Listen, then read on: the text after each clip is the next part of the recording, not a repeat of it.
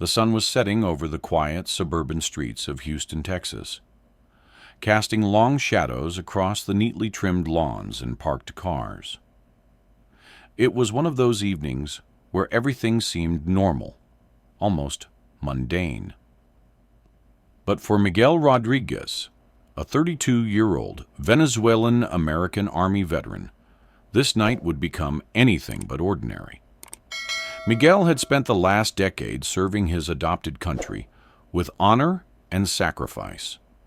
He had enlisted shortly after becoming a U.S. citizen, leaving behind the chaos of Venezuela to build a new life in America. His service record was impeccable: 2 tours in Afghanistan, multiple commendations for bravery, and a reputation among his peers as someone who could be counted on in the toughest situations. Yet none of that mattered when he pulled onto Elm Street that evening, his old Chevy truck sputtering slightly from an engine issue he'd been meaning to fix. What happened next would ignite a firestorm of controversy, exposing deep-seated racism within the ranks of law enforcement and forcing the nation to confront uncomfortable truths about power, prejudice, and justice. As Miguel slowed down at a stop sign, he noticed flashing blue and red lights in his rearview mirror. At first, he felt a pang of annoyance. Had he forgotten to renew his registration sticker? Or maybe the tail light was out again. Either way, he pulled over smoothly, rolling down his window as he waited for the officer to approach. The man who emerged from the patrol car wasn't just any cop. He was Agent Carter, a veteran of ICE known for his aggressive tactics and questionable ethics. Carter was white, tall, with a square jaw and cold blue eyes that seemed to pierce through anyone unlucky enough to cross his path. He wore his uniform like armor, projecting an aura of intimidation that made people uneasy even before he opened his mouth. "License and registration," Carter barked, his voice sharp and demanding. Miguel complied without hesitation, handing over the documents with a polite nod. "Evening, officer. Is there a problem?" Carter barely glanced at the papers. Instead, his gaze lingered on Miguel's face, then drifted to the small Venezuelan flag hanging from his rearview mirror. A smirk tugged at the corner of his lips. "You're not from around here, are you?" "I'm a citizen," Miguel replied calmly, though something about Carter's tone set off alarm bells in his mind. "Born in Venezuela, but I've lived here for over 15 years. Served in the Army, too." Carter snorted derisively, tossing the documents onto the dashboard. "Army, huh? Doesn't look like you've done much to earn your keep lately." Miguel frowned, confusion mixing with frustration. "Excuse me?" Before he could say another word, Carter reached into his holster and drew his gun, pointing it directly at Miguel's head. The metallic click of the safety being released echoed like a gunshot in the stillness of the evening. "Step out of the vehicle!" Carter shouted, his voice laced with barely contained rage. Miguel froze, his heart pounding in his chest. Every instinct screamed at him to comply, but his mind raced with questions. What had he done wrong? Why was this happening? "I haven't broken any laws," Miguel said slowly, raising his hands slightly to show he posed no threat. "Can you tell me what this is about?" "This isn't about laws," Carter spat, stepping closer, his finger hovering dangerously close to the trigger. "It's about respect, something you don't seem to understand." For a moment, time seemed to stand still. Miguel stared into the barrel of the gun, his thoughts flashing back to the war zones he'd survived. He had faced death before, but never like this. Not at the hands of someone who was supposed to protect him. And then, just as suddenly as it began, the situation escalated further. A neighbor, walking their dog, spotted the confrontation and started recording on their phone. Within minutes, the video went viral, sparking outrage across the nation. But what no one knew yet was that this was only the beginning. The video spread like wildfire across social media platforms, capturing every chilling detail of the confrontation between Miguel and Agent Carter. The footage showed Carter's aggressive demeanor, his gun pointed at Miguel's head, and the palpable tension in the air. It didn't take long for hashtags like #Justice for Miguel and #End Racist Cops to trend nationwide. Protesters gathered outside police headquarters in Houston, holding signs that read, "Protect and serve who?" and "No to police brutality." But while the public rallied behind Miguel, he found himself grappling with the aftermath of that night. Sitting alone in his small apartment, surrounded by reminders of his military service, medals, photographs, and a folded American flag, he replayed the incident over and over in his mind. "Why me?" he whispered to himself, staring blankly at the wall. "What did I do to deserve that?" His phone buzzed incessantly on the table beside him, notifications pouring in from friends, family, and even strangers offering support. But none of it brought him comfort. Instead, he felt a deep sense of violation, as if something had been stolen from him. His safety, his dignity, his trust in the system he'd sworn to defend. Meanwhile, the pressure mounted on local authorities to act. News outlets dissected every aspect of the case, highlighting Carter's history of misconduct within ICE. Reports surfaced detailing numerous complaints against him, ranging from unnecessary force during raids to verbal abuse targeting immigrants. Yet despite these red flags, he had always managed to evade accountability, until now. 2 days after the incident, Carter was placed on administrative leave pending an investigation. For many, this wasn't enough. Protesters demanded more than just a suspension. They wanted justice, and they weren't alone. Enter attorney Lucia Ramirez, a fierce Latino lawyer known for taking on high-profile civil rights cases. With sharp brown eyes, a commanding presence, and a reputation for dismantling corrupt systems, Lucia wasted no time stepping forward to represent Miguel. "This isn't just about one man," she declared during a press conference outside the courthouse. "This is about holding those in power accountable when they abuse it." Agent Carter's actions were not only unconstitutional, but also criminal. "We will ensure he faces the full extent of the law." Her words resonated deeply with Miguel, who agreed to let her lead the charge. Together, they filed a lawsuit against Carter and ICE, accusing them of excessive force, racial profiling, and violations of constitutional rights. As the legal battle unfolded, tensions escalated both inside and outside the courtroom. Supporters of Carter argued that he was simply doing his job, claiming the media had blown the situation out of proportion. They dismissed Miguel as just another immigrant trying to play victim, ignoring the fact that he was a naturalized citizen and a decorated veteran. But Lucia wasn't fazed by their attempts to discredit her client. She dug deeper, uncovering damning evidence that painted Carter in an even harsher light.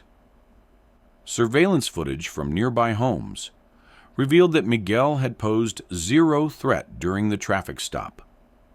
Witnesses came forward, testifying that Carter's behavior had been unnecessarily hostile from the start. Even former colleagues of Carter admitted under oath that his conduct often bordered on abusive, especially toward people of color. The trial became a media circus, drawing attention from all corners of the country. Every day, Crowds gathered outside the courthouse, chanting slogans and waving banners. Inside, the atmosphere was equally charged, with both sides presenting passionate arguments. Finally, after weeks of testimony, the jury reached a verdict. When the judge entered the courtroom, the room fell silent, so quiet you could hear a pin drop. Miguel sat stoically beside Lucia, his hands clasped tightly together, his knuckles white from the effort of staying calm. Across the aisle, Carter stared straight ahead, his face unreadable, but his body language betraying hints of anxiety. "The jury has reached a decision," the judge announced, his voice echoing through the packed chamber. Lucia leaned closer to Miguel, whispering softly, "Whatever happens, remember, you've already won. You stood up when others stayed silent." Miguel nodded, though his heart raced with anticipation. And then, the moment arrived. The foreman of the jury stood up, his voice steady, but carrying the weight of the nation's attention. "We find the defendant, Agent Carter, guilty on all counts: excessive force, racial profiling, and violation of constitutional rights." The courtroom erupted into chaos. Cheers broke out among Miguel's supporters, while Carter's allies sat in stunned silence. Reporters scrambled to capture every reaction, their cameras flashing like strobe lights. Lucia turned to Miguel with a triumphant smile, gripping his shoulder firmly. "You did it," she said, her voice filled with pride. "This is just the beginning." Miguel exhaled deeply, the tension in his body finally easing. He looked around the room, at Lucia, at the cheering crowd, at Carter sitting motionless, and felt a strange mix of emotion. Relief, yes, but also sadness. Sadness that this kind of injustice existed in the first place. Sadness that it had taken so much effort to hold someone accountable.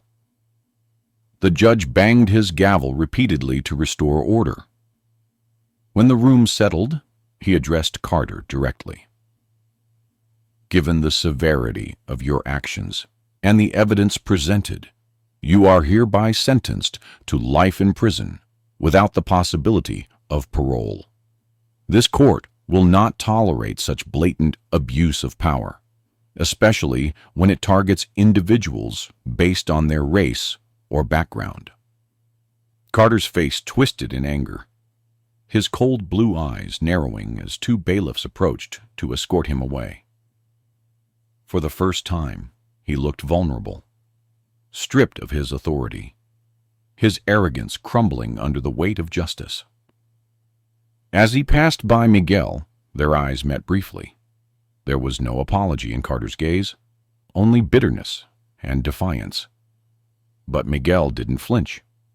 Instead, he held his ground, his expression calm and resolute. When Carter disappeared through the doors, the room erupted again, this time with even louder cheers. Strangers hugged Miguel, congratulating him for his courage. Reporters shoved microphones in his face, asking how it felt to win such a monumental case. But Miguel didn't respond immediately. He simply stood there, absorbing the moment, letting it sink in. Later that evening, back at his apartment, Miguel sat alone once more. But this time, the silence felt different. It wasn't heavy or suffocating. It was peaceful. He picked up his phone and scrolled through the countless messages flooding in. Some were from fellow veterans, thanking him for standing up against systemic injustice. Others came from immigrants who saw themselves in his story, expressing gratitude for giving them hope. One message, however, stood out. It was from his abuela in Venezuela, written in Spanish. "Nunca olvides quién eres, mijo. Eres fuerte porque vienes de una familia que lucha por lo correcto. Estoy tan orgullosa de ti." Tears welled up in Miguel's eyes as he read the words. His grandmother had always been his rock, the one person who reminded him of where he came from and why he fought so hard to build a better future.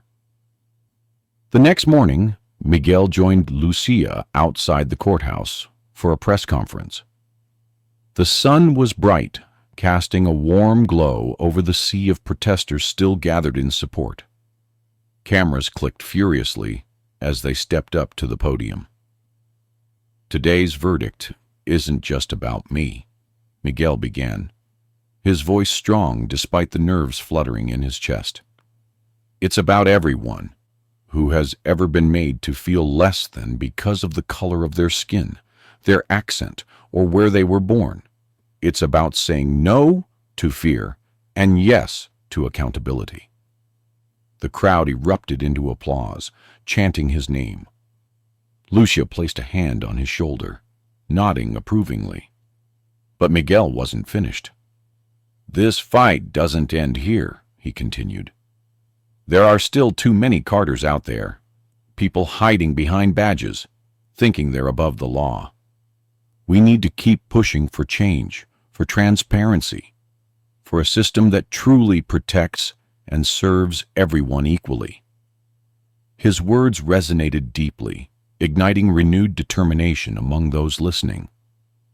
Social media lit up once again, with activists pledging to use Miguel's case as a catalyst for broader reform. Over the following weeks, the momentum grew. Lawmakers introduced new legislation aimed at increasing oversight of law enforcement agencies like ICE.